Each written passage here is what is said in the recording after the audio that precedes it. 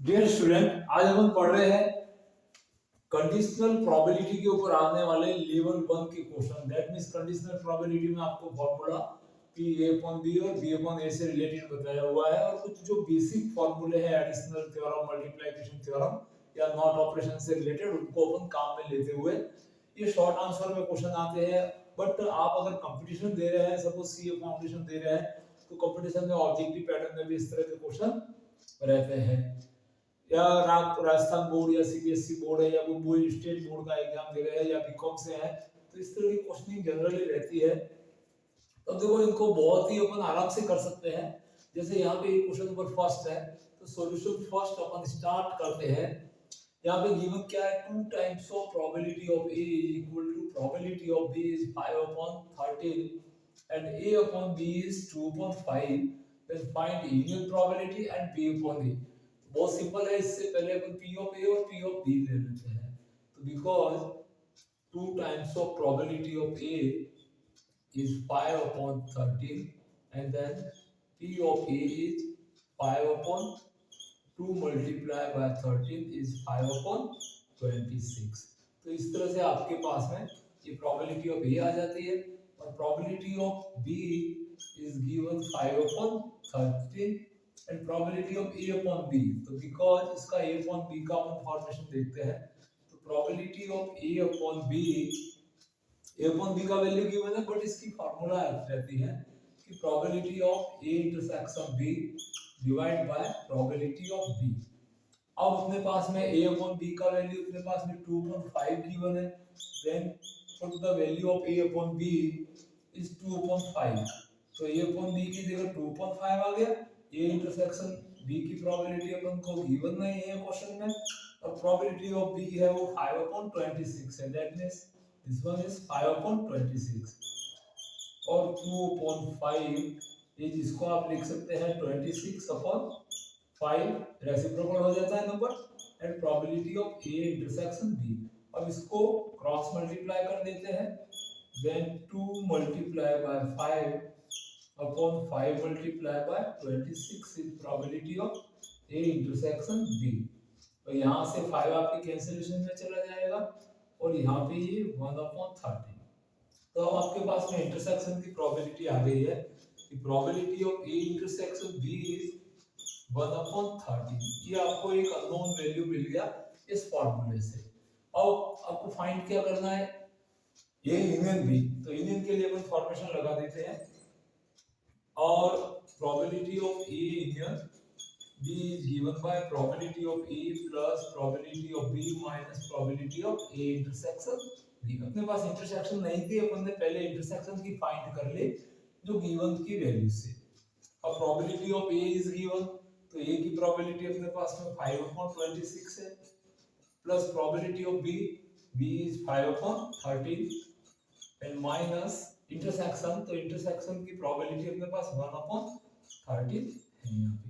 अगर इसको एलसीएम लेके सिंपलीफाई करेंगे तो यहाँ पे 5 प्लस 13 से आप इसको डिवाइड करेंगे, then this one 10 minus 1 is equal to 15 and 15 minus 1 is 14 divided by 26, that is 7 upon 13। तो आपके पास में ये प्रोबेबिलिटी आ जाती है यूनियन की 7 upon 13। तो इस तरह से ये शॉर्ट आंसर में 1 मार्क्स या 2 मार्क्स में आते हैं या ऑब्जेक्टिव में आते हैं, तो आप आराम से कर सकते हैं।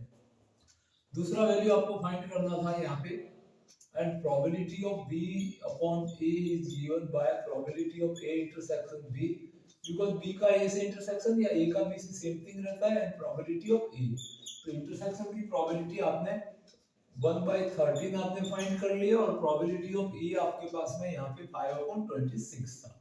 तो ये 5 upon 26 इसको आप आराम से सॉल्व कर सकते हैं, इस 26 upon 5 और इससे इसको कट करेंगे, दिस वन इज 2 upon 5। तो इस तरह से probability of b upon a आप फाइंड कर सकते हैं। तो इस तरह के क्वेश्चन आपको हमारे चैनल पे देने की वजह यह है कि इस टाइप के क्वेश्चन भी जो डायरेक्ट वैल्यू दिए हुए होते हैं वो भी एग्जाम में पूछे जाते हैं, तो इसका एग्जाम व्यू की इंपॉर्टेंस को देखते हुए इसको किया जाता है। बट ये जनरल क्वेश्चन है जिसको आप ओरल करना चाहिए और इनको आप आराम से थोड़ा सा रेफर करके भी कर सकते हैं। बट ये फिर में अगर 2 मार्क्स 1 मार्क्स में आते हैं, अगर आप स्टेट बोर्ड या सीबीएसई से है या आईसीएसई बोर्ड से है या उसके बाद इंजीनियरिंग के अंदर है, तो जो 2 मार्क्स के क्वेश्चन आते हैं तो ये 2 मार्क्स के अंदर इस तरह की क्वेश्चनिंग आपके रहने के चांसेस रहते हैं। तो हर तरह के क्वेश्चन आपको करने चाहिए। अब आते हैं अपन सेकंड क्वेश्चन के ऊपर। तो सेकंड के अंदर देखिए आपके पास में वैल्यू जो है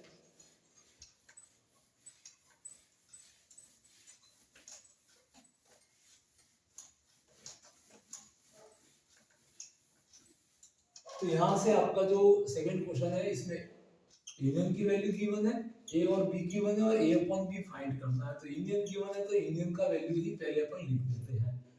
because probability of A Indian B is given by PA plus P of B minus P A intersection B। अब इंडियन की वैल्यू आपके पास में प्रोबेबिलिटी 11/30 है is equal to P of A is 1/3 and plus probability of B is 1/5 minus probability of A intersection B। अब intersection की अपने को find करनी है तो इसकी साइड चेंज कर देते हैं and then probability of A intersection B is 1/3 plus 1/5 minus ये राइट हैंड साइड में आपने इसको सब्ट्रैक्ट कर लिया है 30, एलसीएम इज 30। तो यहाँ पे आपके पास में वैल्यू मिल जाता है 10 plus 6 minus 11 is 16 minus 11/30 and therefore probability of A intersection B is 11। 16 से 11 को लेस कर देंगे इज 5/30 और इसको कैंसिल करेंगे तो 1/6 आ जाती है। तो इस तरह से आपने इंटरसेक्शन की प्रोबेबिलिटी ले ली है। और उसके बाद आपको पूछा क्या गया था a अपॉन b। तो अपन a अपॉन b की फार्मूला यहाँ पे अप्लाई करते हैं, डायरेक्ट फार्मूला से होने वाले क्वेश्चन है। तो therefore because probability of a upon b is given by probability of a intersection b divide by probability of b। Intersection की प्रोबेबिलिटी फर्स्ट रिलेशनशिप से अपन ने लाई थी 1/6 है आपके पास, और प्रोबेबिलिटी ऑफ b ये आपके पास 1/5 है। तो इसको रेसिप्रोकल करेंगे तो ये 5/6। इस तरह से आपके पास में ये जो क्वेश्चन है इनका सॉल्यूशन बहुत ही सिंपल तरीके से आप दे सकते हैं। तो बने रहिए हमारे चैनल के ऊपर जिसपे और भी आपको लेवल वाइज क्वेश्चनिंग भी दी जाएगी ताकि आपके हर तरह के क्वेश्चनों की प्रैक्टिस हो सके। कई बार लापरवाही से इस तरह के छोटे क्वेश्चन भी आप लोगों से आप या तो क्वेश्चन को करते ही नहीं है या समय पे सडन आपको फॉर्मूला रिकॉल नहीं होता है और आप उसमें मिस्टेक करके आ जा सकते हैं। इसलिए ये सावधानी के लिए इस तरह के थोड़े से इजी टाइप के क्वेश्चन भी दिए जा रहे हैं जिससे आपको ध्यान में रहे कि एग्जाम में हमेशा ऐसा नहीं है कि आपको हर क्वेश्चन डिफिकल्ट लेवल का या एडवांस लेवल का पूछा जाएगा। कई बार सिंपल क्वेश्चनिंग हो जाती है तो उनके अंदर भी आपको अच्छे मार्क्स मिले इस पर्पज से। और आप अगर सीए फाउंडेशन वगैरह दे रहे हैं तो कभी इजी क्वेश्चन आ जाए तो आप उसमें कोई मिसहैपनिंग नहीं करें और अपना क्वेश्चन है वो खराब होने ना दे। तो बने रहिए हमारे चैनल के ऊपर नई जानकारी नए तरह के क्वेश्चन देखने के लिए। सब्सक्राइब कीजिए और यदि नहीं किया तो अपने फ्रेंड्स में शेयर कीजिए ताकि उनको भी बेनिफिट मिले। Thank you for watching this video.